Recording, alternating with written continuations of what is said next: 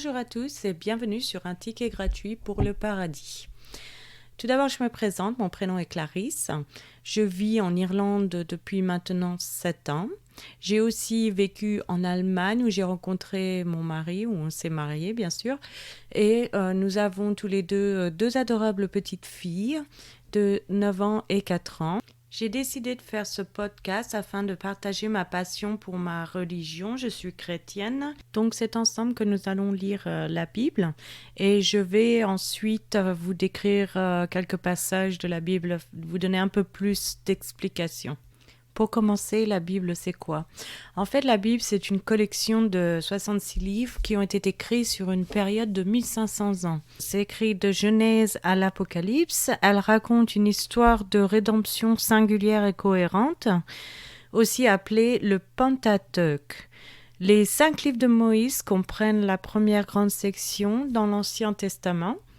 Et les 5 premiers livres de Moïse racontent la même histoire que dans le reste de la Bible. Et depuis le début, le Christ peut être trouvé au centre de cette histoire. Nous allons commencer avec le livre de Genèse, qui a été écrit par Moïse entre 1446 et 1406 avant Jésus-Christ. Genèse couvre la période de la création par Dieu des cieux, de la terre, par les patriarches fondateurs d'Israël qui sont Abraham, Isaac, Jacob et ses 12 fils. Genèse contient 4 grands thèmes. La création, donc Dieu créa les cieux et la terre. Il y avait la plénitude et de l'harmonie entre Dieu et l'humanité, parmi les humains et entre les gens et le reste de l'ordre créé. En deuxième partie, le péché, l'entrée du péché dans le monde à travers les 2 premiers êtres humains qui sont Adam et Ève, que vous trouverez dans le chapitre 3, verset 1 à verset 19. L'incrédulité des conflits humains, la maladie, la dégradation de l'environnement et la mort en sont les résultats que vous pouvez aussi retrouver dans le livre des Romains, chapitre 5, verset 12 et chapitre 8, verset 19 à 23. La 3e partie, c'est l'image de Dieu. Tous les êtres humains sont créés à l'image de Dieu. Chaque personne est la ressemblance de Dieu à titre personnel, relationnel, créatif et moral. L'homme et la femme ont été créés égaux, dans Genèse chapitre 1, verset 27. Et enfin, la 4e partie, c'est la rédemption de Dieu. Même si Dieu a choisi de travailler à travers un groupe ethnique dans l'Ancien Testament, son intention divine était que toutes les nations viendraient à le connaître grâce aux descendants d'Abraham, à voir dans Genèse chapitre 12, versets 1 à 19. Abraham a été choisi à cause de sa foi, faisant de lui le père de tous ceux qui viennent à Dieu sur la même base. On peut retrouver ça aussi dans Romains chapitre 4, verset 1 à verset 25. Genèse, chapitre 1, verset 1 à 25. Au commencement, Dieu créa les cieux et la terre. La terre était informe et vide. Il y avait des ténèbres à la surface de l'abîme. Et l'Esprit de Dieu se mouvait au-dessus des eaux. Dieu dit « Que la lumière soit », et la lumière fut. Dieu vit que la lumière était bonne, et Dieu sépara la lumière d'avec les ténèbres. Dieu appela la lumière jour, et il appela les ténèbres nuit. Ainsi il y eut un soir, et il y eut un matin. Ce fut le premier jour. Dieu dit qu'il y ait une étendue entre les eaux, et qu'elle sépare les eaux d'avec les eaux. Et Dieu fit l'étendue. Et il sépara les eaux qui sont au-dessous de l'étendue d'avec les eaux qui sont au-dessus de l'étendue. Et cela fut ainsi. Dieu appela l'étendue ciel. Ainsi il y eut un soir, et il y eut un matin, ce fut le second jour. Dieu dit que les eaux qui sont au-dessous du ciel se rassemblent en un seul lieu, et que le sec paraisse. Et cela fut ainsi. Dieu appela le sec terre, et il appela l'amas des eaux mer. Dieu vit que cela était bon.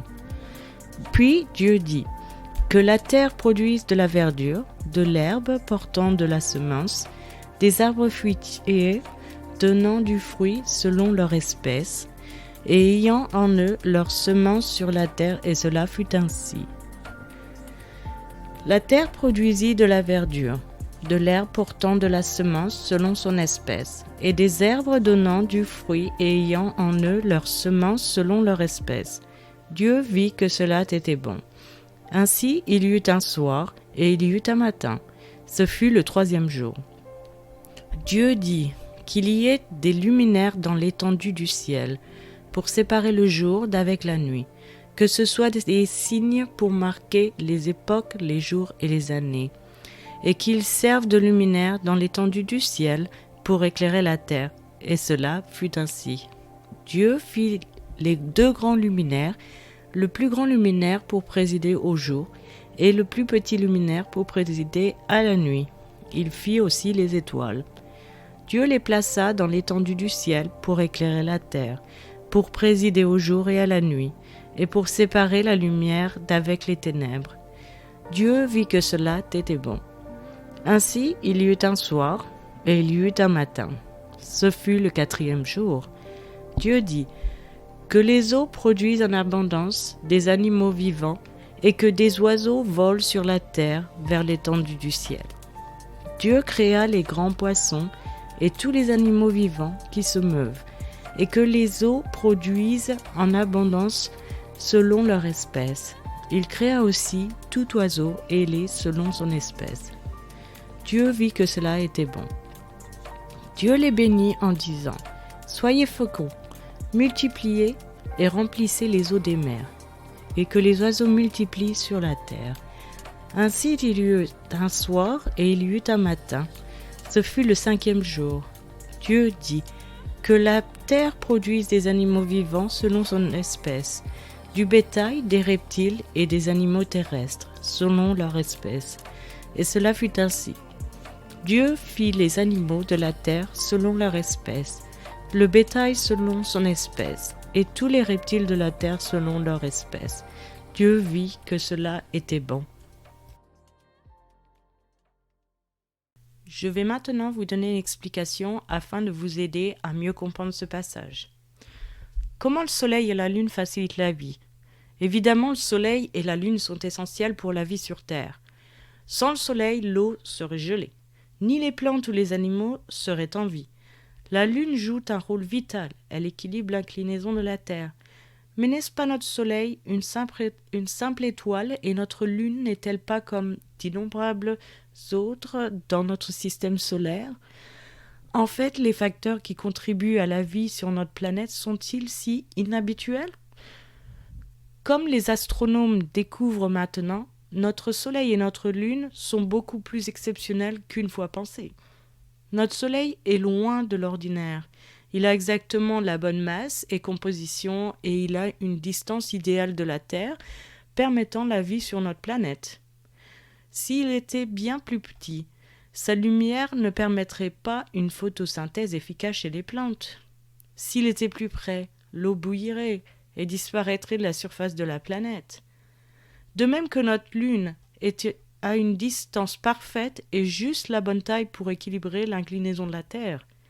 Sans la présence de la stabilisation faite par la Lune, la Terre connaîtrait des variations de température abruptes, avec des conséquences dévastatrices sur la vie.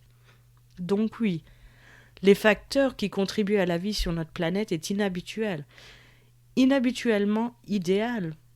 Le Soleil et la Lune sont seulement 2 parmi les nombrables variables parfaitement alignées depuis le début de l'univers pour préparer le terrain pour la vie humaine sur Terre.